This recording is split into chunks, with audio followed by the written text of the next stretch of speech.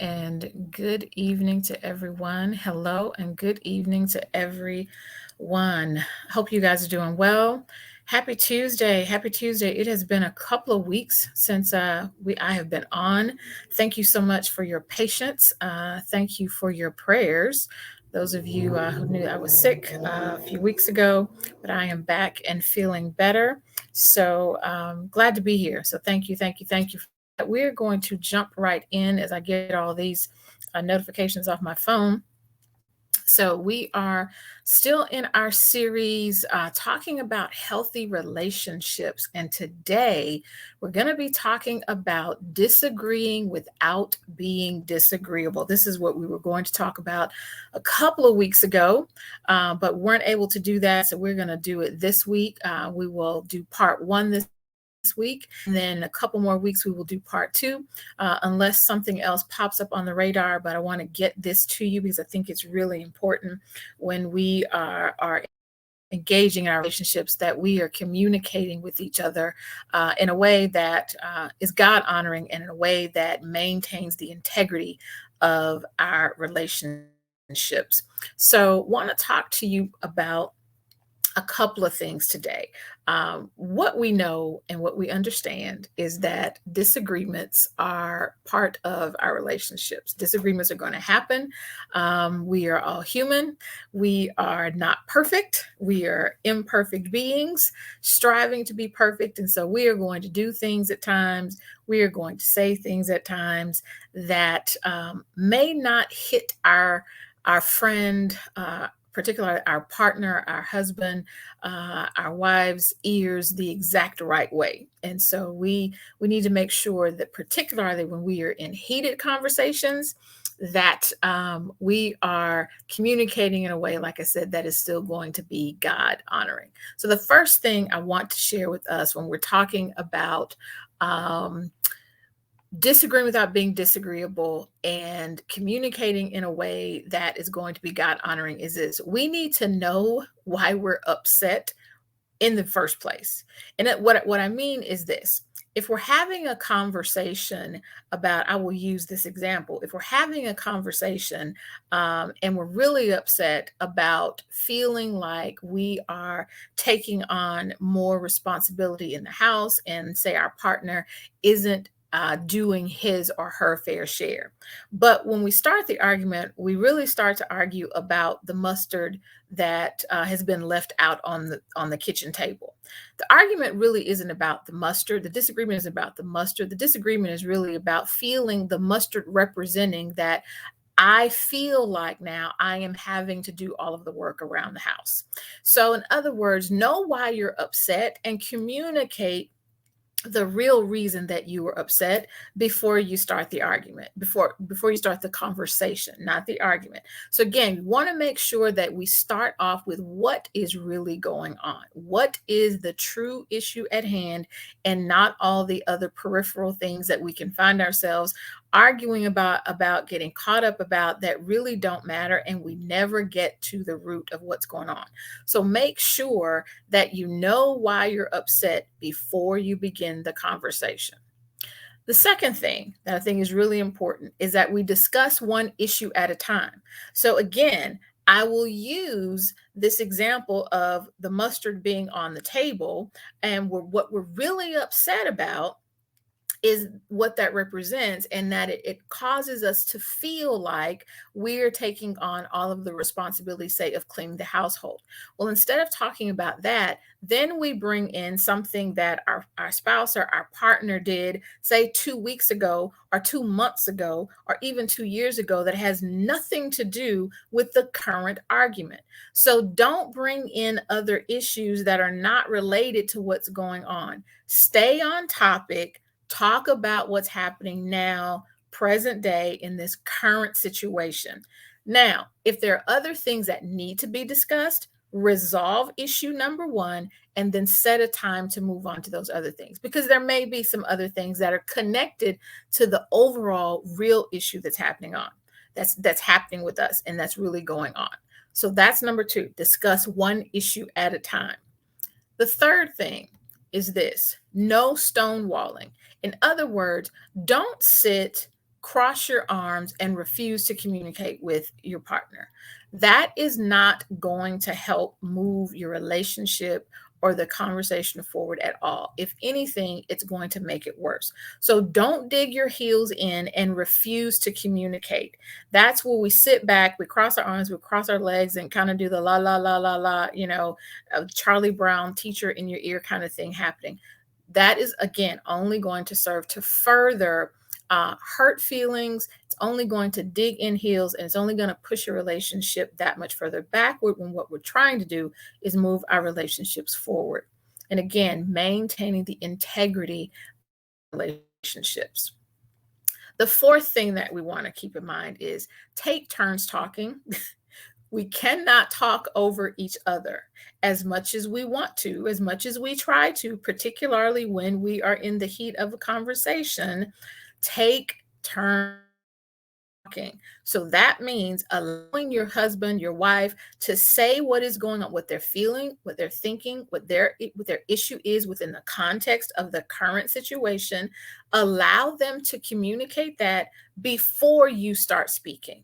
The other piece to this I think is really important is make sure that you're actually listening to what they're saying, and that you're not only listening to rebut, but you're actually listening to hear what they're saying. So that when they finish, you've just been quiet and you've just been holding back so you can say what you want to say, but you haven't really heard what they have said.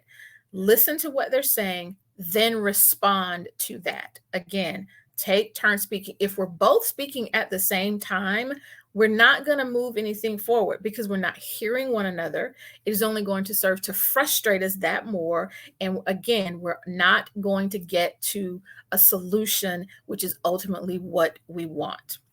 And then the fifth thing, the last thing for today, we're not going to go over all of these today.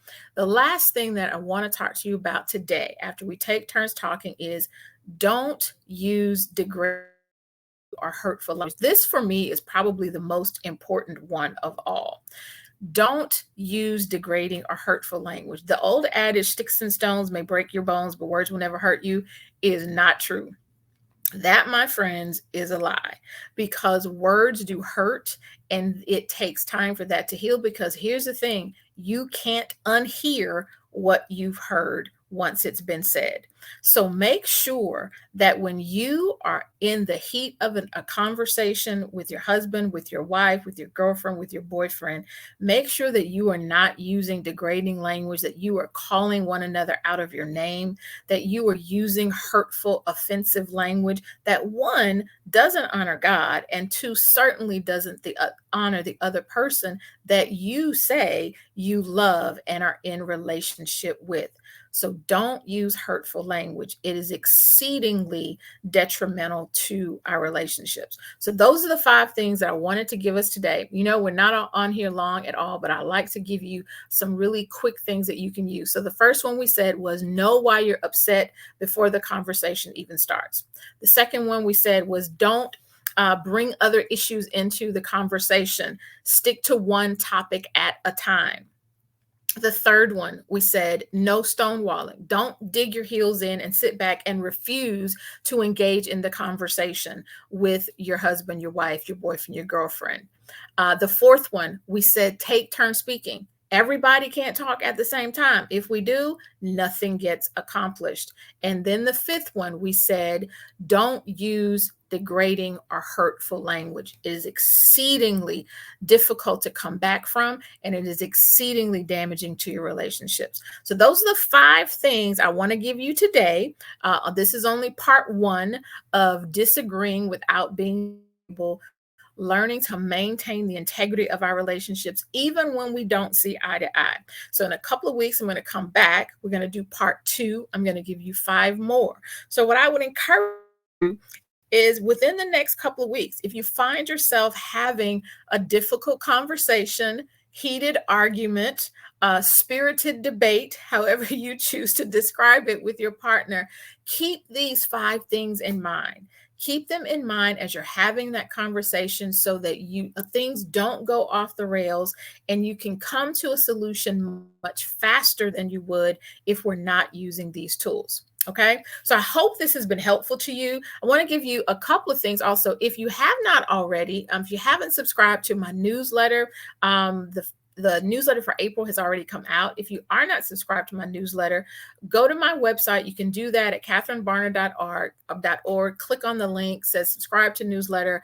That'll get you on the email list. So you'll be sure that you're getting my newsletters every month that has some really good information, always has some encouragement on the beginning of that newsletter, and then other information that is beneficial for you throughout. So make sure you do that. Also, something else that I am super, super excited about. April 17th through April 19th, I'm going to be participating in the Mind Body Work Summit with a group of amazing ladies that we have put together. We're going to be bringing you some awesome information on physical health, mental health, wellness, work, balancing life, and all of those things. So if you would like to be a part of that, here's the best part. It's absolutely free. In the words of one of our friends who is actually spearheading this, Sarah Jane, she calls it's free 99. So in other words, it doesn't cost you anything. It is absolutely free, but it is chock full of information. I will be a part of it. There will be other psychotherapists on there. We are all experts in our field, leading in our field, who know what we're talking about. And we want to make sure that we're giving you the tools to help you improve your life, mind, body, work as well. So that's April 17th through 19th. It is going to be virtual. We will have a live segment every evening at 7 p.m., but you can go to the website. It is bit.ly/MBW Summit. You go to that website, it will give you all of the information that you need. You can read the bios on all of the amazing ladies who are going to be a part of that with me. You can register there. If you have questions, you can certainly reach out to me. Be more than happy to answer your questions. You can DM me. You can send me an email if you'd like to. However you need to get in touch with me, would love to answer any questions you have. But that is going to be amazing, and I don't want you to miss it. I promise you will not you will be glad that you did. And if you miss it, you will be sad that you missed it. So again, it's April 17th through 19th. It's going to be virtual.